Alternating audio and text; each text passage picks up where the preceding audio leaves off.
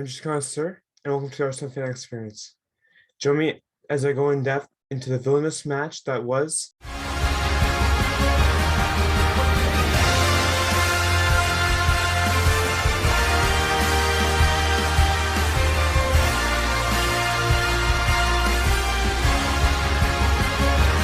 As we begin today, shall begin by addressing the previous matchup between Arsenal and Aston Villa, in which Arsenal played out to a 3-1 win back in October with the likes of Thomas Partey, Pierre-Emerick Aubameyang, who's obviously a Barcelona now, and Emile Smith-Rowe getting on the scoreboard for Arsenal, and Jacob Ramsey getting a goal for Aston Villa. And today, the teams looked almost completely different in how they lined up. As specifically as you look at Arsenal's lineup, they really went with a very similar lineup today, with the exception of in goal, really, where Bernd Leno came in as a surprise starter, having not played since first couple of games of the season, and looking for a chance to find his form again, while Emile Smith-Rowe came in for Gabriel Martinelli. And immediately, the Gunners had a great chance 3 minutes in the 3 minutes into the match, with through a great passing play between Saka bursting past Ashley Young. He was able to find Emile Smith-Rowe, but unfortunately Smith-Rowe hit it over the net. But just that kind of pressure was necessary to get past a very defensive-minded Aston Villa side that have vastly improved under Steven Gerrard. And unfortunately, in these kind of matches against Aston Villa, where they had to face their old teammate, their old teammate, Emi Martinez, he seems to be their kryptonite. And specifically, he would make a couple great stops back to back, preventing Arsenal from getting on the score sheet, with Thomas Partey having another great chance, and Saka as well.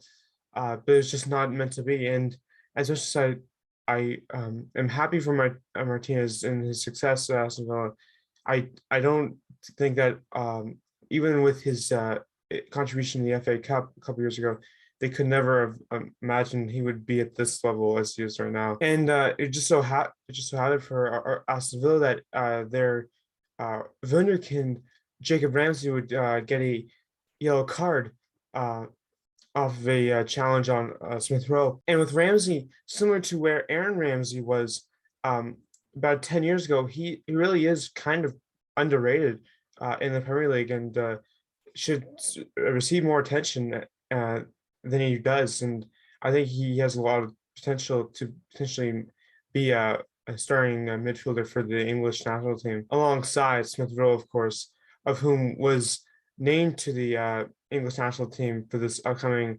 international window, along with Saka, Ben White, and Ramsdale, who's getting a much needed game off. And with Smith-Rowe, he tried everything in his power to get his foot on a great shot, to get his foot on a great passing play by Saka and Odegaard, but he was only able to make contact with his knee, and as a result, Martinez was able to gather it and play continued. For the next 10 minutes were fairly mundane. That would all change with a fantastic shot by Bukayo Saka through a sea of people, and really, and with Martinez being screened by some of his own players, Saka was able to precisely put on it and accurately put in past Martinez, and giving Arsenal a 1-0 lead. For Tyrone Mings would also go into the book for tackling Saka. It just so has it, and it was kind of a innocent challenge, and although Saka had looked like he kind of got took the brunt of it. Although to be fair, he probably received a more of a injury, if anything, off of a celebration as he attempted to slide on the grass at Villa, but turned more into a somersault. But Mings would go into the book with a yellow card, and really, there was a lot of tension in this game today, with just so having it being that John McGinn would also receive a yellow card, and at the end of the first half, Granit Xhaka would uh, get a yellow card. No surprise. Um, both for shoving opposing players. So the referee Andy Madley was not taking anything today, and full respect to him for that. And we go into the end of the first half with a 1-0 lead for the Gunners. For in the second half, for all of the quality of the first half of Arsenal, it seemed to kind of deteriorate and it seemed to balance the game seemed to balance itself out with Aston Villa delivering a number of great chances after Arsenal had a couple of great chances of its own early in the second half, but nothing came out of it. But the pressure Aston Villa put in seemed to worry and make some of their defenders panic. And Cedric put in a less than legal challenge on Ashley Young that prompted them to get a free kick. And it was that with that momentum, they would have another great chance where Ollie Watkins, who potentially could be candidates for Arsenal to sign this summer, put in a great offload to John McGinn. But he was fortunately turned away by the great defending, and play continued. And I genuinely felt that I definitely felt that Cedric was exposed today by Aston Villa, and I feel like he's obviously probably the most vulnerable player in their defense, and they exploited him in that manner. And while he did have a great cross to Saka for him to get in, I thought he was relatively below average for his quality today. But someone who was not below average, and who never is, Thomas Partey, who was having a quietly good game until he got a yellow card and off of a Matty Cash, off of trying to get the ball from Matty Cash, of whom will be playing with the Polish national team in the next in the next international window. Although they don't have an official match for World Cup qualifying on Thursday. And back-to-back chances for Aston Villa would test Leno's quality, with Douglas Luiz putting in a free kick from 30 yards out, but it went over the bar. Just after that, Ollie Watkins would have a great chance, and he would hit it off the post. And we at the time, it was not looking promising for the Gunners in really getting all 3 points, and especially with Nicola Pepe going off for Bukayo Saka, it was as good as Saka was.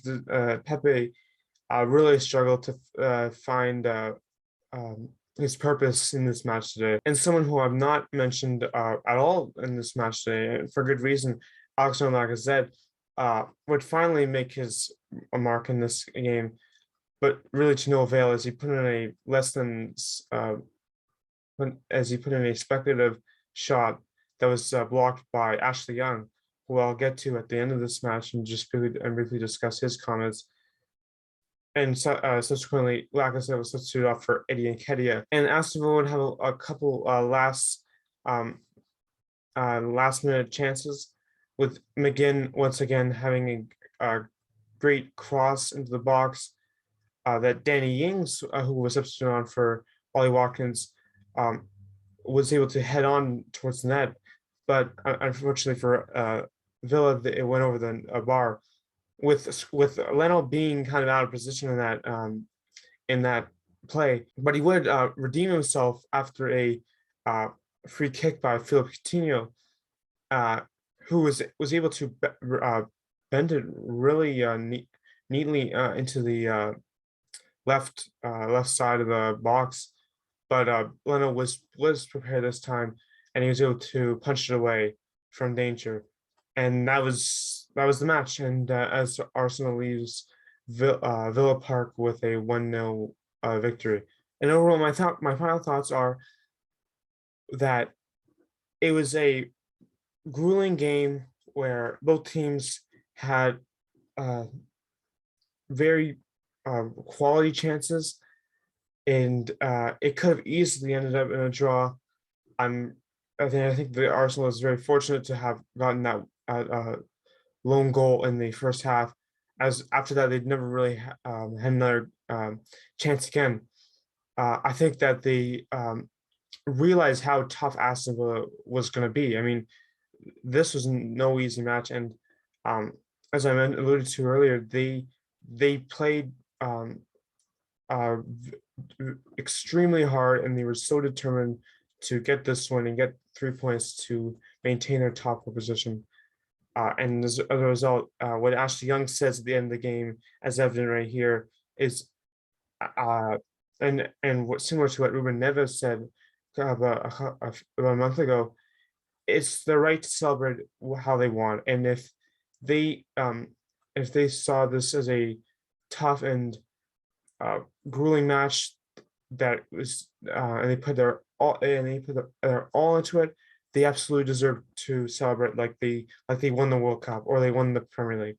Like, it's at the end of the day, they're playing to win, and they have my respect in that manner.